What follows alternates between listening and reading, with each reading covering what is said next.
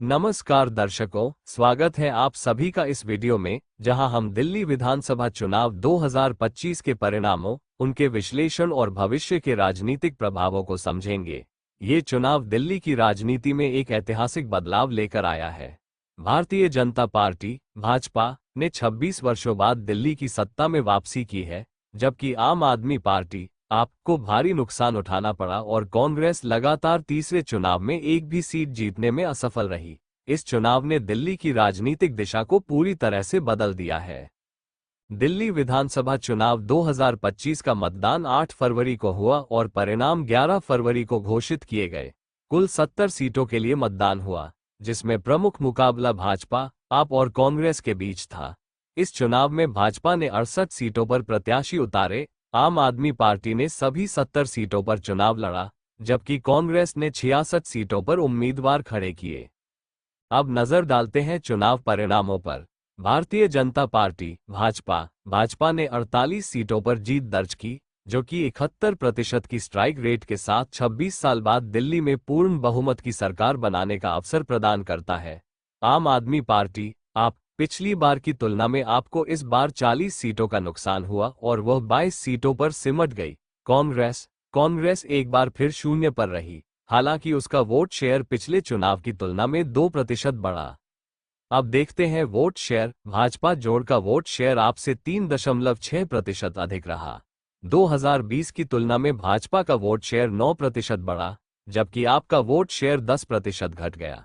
कांग्रेस का vote share 2% बढ़ा, लेकिन यह उसे सीट दिलाने में मदद नहीं कर पाया। चुनावी विश्लेषकों के अनुसार भाजपा को मध्यम वर्ग, महिलाओं और युवा मतदाताओं का अच्छा समर्थन मिला, जो उनकी ऐतिहासिक जीत का प्रमुख कारण रहा। अब चर्चा करते हैं प्रमुख उम्मीदवारों के प्रदर्शन की। जीते हुए प्रमुख उम्मीदवार आप और भाजपा: आतिशी आप कालकाजी सीट, गोपाल राय आप बाबरपुर सीट, इमरान हुसैन आप बल्लीमारन सीट, मुकेश अहलावत भाजपा सुल्तानपुर माजरा सीट।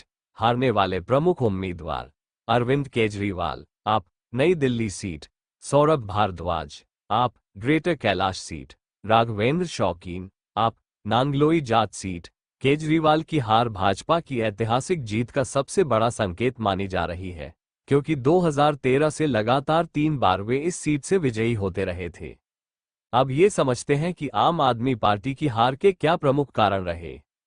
1. भ्रष्टाचार के आरोप और केजरीवाल की जेल यात्रा। शराब नीति घोटाले में केजरीवाल को 177 दिनों तक जेल में रहना पड़ा, जिससे पार्टी की छवि को बड़ा नुकसान हुआ। 2. शीश महल विवाद। सरकारी बंगले के नवीनीकरण पर 45 करोड़ रुपए खर्च करने का मुद्दा चुनावी अभियान में जोर शोर से उठा। 3. भाजपा का चुनावी प्रचार और रणनीति।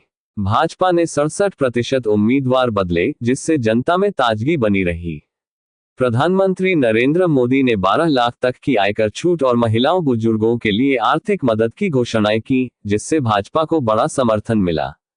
4. मध्यम वर्ग और बुजुर्ग वोटरों का भाजपा की ओर रुख। भाजपा की कर राहत और महिला सशक्तिकरण योजनाओं ने मध्यम वर्ग और वरिष्ठ नागरिकों को आकर्षित किया। इन सभी कारणों से आम आदमी पार्टी को भारी नुकसान उठाना पड़ा और भाजपा ने दिल्ली की सत्ता में वापसी की। इस चुनाव के परिणामों ने दिल्ली की राजनीति में एक नए अध्याय की शुरुआत कर दी है।